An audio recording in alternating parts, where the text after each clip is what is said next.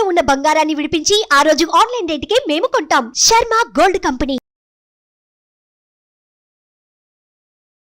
నమస్తే, welcome to Suman TV. నేను మీ anchor Usha. July మాసానికి సంబంధించి ప్రతి ఒక్కరు కూడా 12 రాశుల వారికి అసలు ఏ విధంగా ఉండబోతుంది, మా రాశి వారు ఏ జాగ్రత్తలు తీసుకోవాల్సిన అవసరం ఉంది, ఎటువంటి పరిహారాలని పాటించాలని అడుగుతున్నారు. సో వాళ్ళందరి కోసం 12 రాశులు ఏ విధంగా ఉండబోతున్నాయి, ఏ జాగ్రత్తలు వహించాలో సురేష్ గారిని తెలుసుకుందాం. నమస్తే సురేష్ గారు. నమస్కారం అండి ఉషా గారు. జూలై మాసంతో మనం చూసుకుంటే కుంభరాశి వారికి అసలు ఏ విధంగా ఉండబోతుంది అంటారు? సో రాశి ఫలాలు తెలుసుకోవటం చాలా చాలా ఇంపార్టెంట్ అండి. మన మహర్షులు మనకి ఈ జ్ఞానాన్ని ఎందుకు ఇచ్చారంటే లైఫ్ని సుఖంగా సంతోషంగా బతకాలి, ఎఫర్ట్లెస్ జర్నీగా ఉండాలని చెప్పేసి ఉద్దేశంతో ఇట్ని ఇచ్చారండి. సో ఇది మన అదృష్టం. మనం దీని గురించి మాట్లాడుకోవటం, రాశి ఫలాలు చెప్పుకుంటే మనుషులే కాదండి, పక్కన ఉన్న నేచర్ కూడా ఉంటుంది, అవి కూడా సంతోషపడతాయండి. ఎందుకంటే అవి ఆ క్రియేచర్స్ కూడా ఒక పర్టికులర్ నక్షత్రంలో రాశిలో పుట్టే ఉంటాయి కాబట్టి అండి.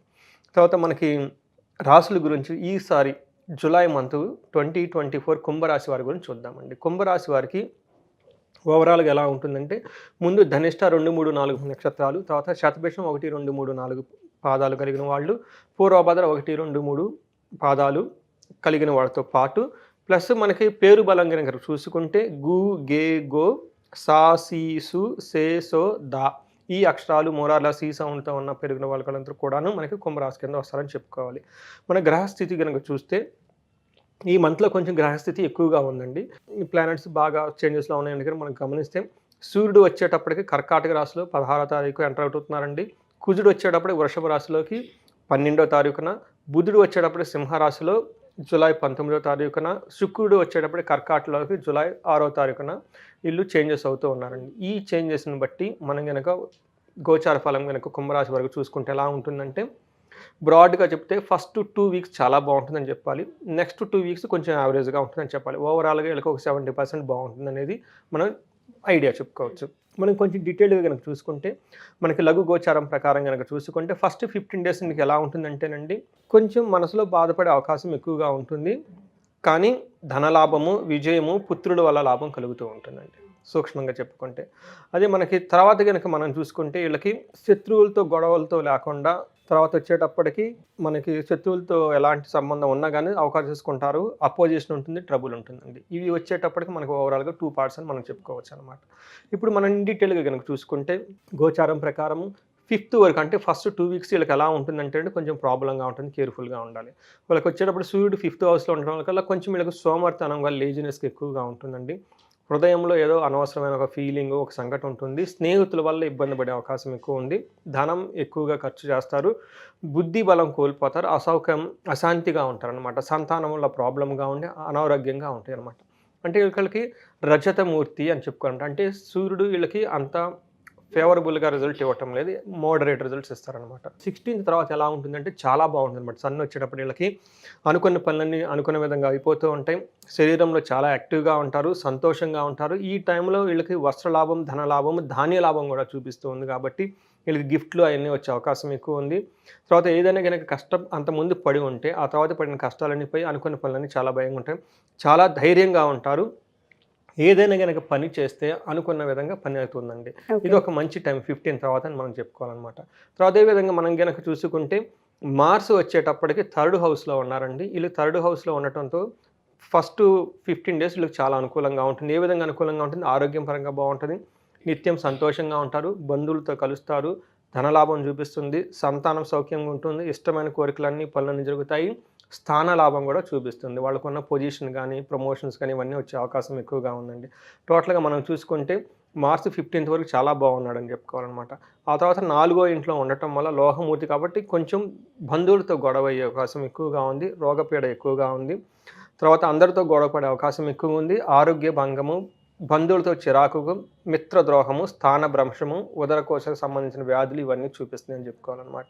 శుక్రుడు వచ్చేటప్పటికి ఫస్ట్ 15 డేస్, ఫస్ట్ మనకి 5th డేస్ కనుక మనకి 7 డేస్, మనకి 5 డేస్లో కనుక చూసుకుంటే వీళ్ళకి పరివారంతో కలిగి ఉండటం, తర్వాత ప్రతిదినము చక్కగా ఉండటము, సుఖంగా భోజనం చేయటము, ధనధాన్య వృద్ధి, తర్వాత అర్ధలాభం, ఏదైనా కనుక పని అనుకుంటే దాంట్లో లాభం రావటం, శత్రువుల యొక్క నాశనం చూపిస్తూ ఉంది, తృప్తిగా ఉంటారు, సుఖంగా ఉంటారు. సో వీళ్ళు కూడా మనకు వచ్చేటప్పటికి 5th హౌస్లో వీనస్ ఉండటం వల్ల చాలా బాగుందని మనం చెప్పుకోవాలన్నమాట. ఆ తర్వాత 6వ స్థానంలో మనకి వీనస్ ఉండటం వల్ల లాస్ట్ వీక్లో వచ్చేటప్పటికి తర్వాత నెక్స్ట్ 15 days వచ్చేటప్పటికి అంత వాళ్ళకి సరిగా ఉండదని మనం చెప్పుకోవాలి. శత్రుపడి ఎక్కువగా ఉంటుంది, బంధువులతో గొడవ పడతారు, కుటుంబాలతో గొడవ పడే అవకాశం ఎక్కువగా ఉంది, వృధా ప్రయాసాలు ఎక్కువగా ఉంటారు. అంటే ఏదైనా పని చేస్తే అనవసరంగా అందులో నుంచి వాళ్ళకి లాభం రాదనమాట, అవమానాలు ఎక్కువ జరుగుతూ ఉంటాయి అన్నమాట. ఈ విధంగా మనకి వీళ్ళకి శుక్రుడిని ఒక చూసుకుంటే ఫస్ట్ 2 weeks కొంచెం బాగుండి ఆ తర్వాత వాళ్ళకి కొంచెం యావరేజ్గా ఉందని చెప్పుకోవాలన్నమాట. ఓవరాల్గా ఒక 70% బాగుందన్నమాట. అయితే నక్షత్రం ప్రకారం కనుక మనం చూసుకుంటే ధనిష్ట నక్షత్రం వాళ్ళకి కానీ, శతభిష వాళ్ళకి కానీ, పూర్వభాద్ర కానీ ధనానికి సంబంధించి ఎలాంటి లోటు ఉండదు, ధన ప్రవాహం అయితే చూపిస్తూ ఉంది. అందులో ధనిష్ట నక్షత్రం వాళ్ళకి రోగం రిలేటెడ్ ప్రాబ్లమ్స్ వచ్చేసి గొడవలు అయ్యే అవకాశం ఎక్కువగా ఉంది కాబట్టి కేర్ఫుల్గా ఉండాలి. శతభిష నక్షత్రం వాళ్ళకి ధనలాభం చూపిస్తుంది, గొడవలయ్యే అవకాశం చూపిస్తూ ఉంది, రోగం వచ్చే అవకాశం కూడా ఉంది కాబట్టి కేర్ఫుల్గా ఉండాలి.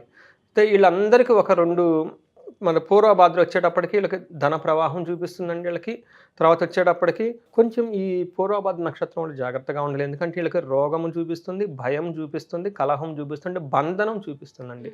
ఏదో ఒక విషయంలో గొడవల ద్వారా కానీ మీరు అనుకున్న విషయాన్ని ప్రోగ్రెస్ కాకుండా బంధింపబడిపోతారు, లాక్ అయిపోతారు. ఈ పూర్వభాద్ర నక్షత్రం వాళ్ళు ఈ కుంభరాశిలో పూర్వభాద్ర నక్షత్రం కొంచెం కేర్ఫుల్గా ఉండాల్సిన టైం అండి. వీళ్ళకి కొంచెం ఎక్కువగా నెగిటివ్గా చూపిస్తుంది. బట్ అదే ధనిష్ట శతభిష కానీ వాళ్ళకి రాజ్యలాభం చూపిస్తుంది, అధికారులను కలుస్తారు, అన్నీ బాగుంటాయి. బట్ ఓన్లీ ప్రాబ్లం ఏంటంటే కలహము, రోగము ఎక్కువగా ఉంది. బట్ ఓన్లీ పూర్వభాద్ర నక్షత్రం వాళ్ళకి కొంచెం కేర్ఫుల్గా ఉండాల్సిన టైం ఎక్కువగా ఉంది. ఏదో ఒక విషయంలో అనవసరంగా లాక్ అయిపోతారు, ముందుకి వెనక్కి వెళ్ళని పరిస్థితి వచ్చే అవకాశం ఎక్కువ, కేర్ఫుల్గా ఉండాలండి. ఇది వచ్చేటప్పటికి మనకి కుంభరాశి వారికి ఈ మంత్ రాశి ఫలాలు.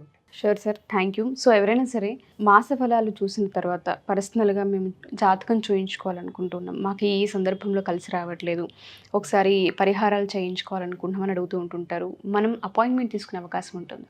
సో ఉషా గారు 2 మిషన్లు అండి, 2 కాదు 3 మిషన్లు అండి. ఫస్ట్ ఈ మన పూర్వీకుల ప్రకారం ఏంటంటే ప్రతి ఇంట్లో ఒక జ్యోతిష్యం తెలిసిన వాళ్ళు ఉండాలండి. అసలు ఆ ఫ్యామిలీలో ఉండే వాతావరణం డిఫరెంట్ అండి. వాళ్ళు ఎంతో మెచ్యూరిటీ ఉంటుంది, ఒక పరిణితి ఉంటుంది, చాలా హ్యాపీగా ఉంటారండి. వాళ్ళ ఇంట్లో మ్యారేజెస్ కానీ అన్నీ చాలా బాగుంటాయండి. అంటే అప్స్ అండ్ డౌన్స్ ఉంటాయి, బట్ ఒక ఉన్నతంగా ఉంటుంది. అందుకని ప్రతి ఇంట్లో జ్యోతిష్యం తెలిసిన వాళ్ళు ఉండాలి. కాబట్టి ఒక చిన్న జ్యోతిష్యానికి సంబంధించిన కోర్సు మన యాన్ సిస్టమ్ మన పురాతన గ్రంథాల నుంచి తీసుకుంటే ఒకటి డిజైన్ చేయడం జరిగిందండి. ఇష్టమైన వాళ్ళు ఆ కోర్సుని చేసుకుంటే చాలా బాగుంటుంది ఒకటండి. రెండోది వచ్చేటప్పటికి మనకి చాలా ప్రాబ్లమ్స్ ఉంటాయండి, మన ఫ్యూచర్ ఎలా ఉంటుందో తెలియదన్నమాట. సో ఏదైనా కనుక వాళ్ళకి ఇండివిజువల్గా ప్రాబ్లమ్స్ ఫేస్ చేస్తూ ఉంటే మనల్ని కనుక కన్సల్ట్ అయితే మన వాళ్ళకి కౌన్సిలింగ్ ఇవ్వచ్చండి. ఆస్ట్రాలజికల్ పరంగా వాళ్ళ స్ట్రెంత్ ఏంటి, వీక్నెస్ ఏంటి, ఏది ఎలా ఉంటుందని చేయొచ్చు అనమాట. ఇవి కాకుండా కొంతమంది జాతక చక్రం బాగున్న అంటే చాలా స్పెసిఫిక్ ప్రాబ్లమ్స్ ఫేస్ చేస్తుంటారన్నమాట. వ్యాపారం ఎంత చేసినా ఎక్కి రాకపోవటం కానివ్వండి, లేదంటే జాతకాలు బాగుంటాయి కానీ వివాహం అయిన తర్వాత గొడవలు, డైవర్స్ తీసుకోవటం కానీ ఇట్లా ఈ టైపు కొన్ని ఇష్యూస్ ఎక్యూట్గా ఉంటాయి అనమాట. ఇలాంటి వాళ్ళు కూడా ఎవరైనా కనుక మనకు కన్సల్ట్ అయితే మనం వాళ్ళకి హెల్ప్ చేయొచ్చు అండి ఉషా గారు. షూర్ సార్, తప్పకుండా. అండ్ కనకదార కూడా ఈ మంత్ ఏమన్నా మనం చేసే అవకాశం మనం ఎప్పుడు అనుకుంటున్నాం కదండి, ఇండియాలో పుట్టిన వాళ్ళు ఎవరు ధనానికి లోటు ఉండకూడదండి, అన్నానికి, ధనానికి, భోగానికి లోటు ఉండకూడదండి. మనం అందుకనే పుట్టిన వెంటనే ఫస్ట్ ఆయుష్, నెక్స్ట్ ఆరోగ్యం, నెక్స్ట్ ఏం చేస్తాం, భోగం అనుభవించాలి కదండి. అప్పులు పెట్టుకొని డబ్బులు లేకుండా ఇలా ఈ సిచ్యువేషన్ ఉండకూడదండి. కానీ మహర్షులు మనకి ఎంతో జ్ఞానాన్ని ఆల్రెడీ ఇచ్చేసారండి, హోమాల రూపంలో, యజ్ఞాల రూపంలో, స్తోత్రాల రూపంలో.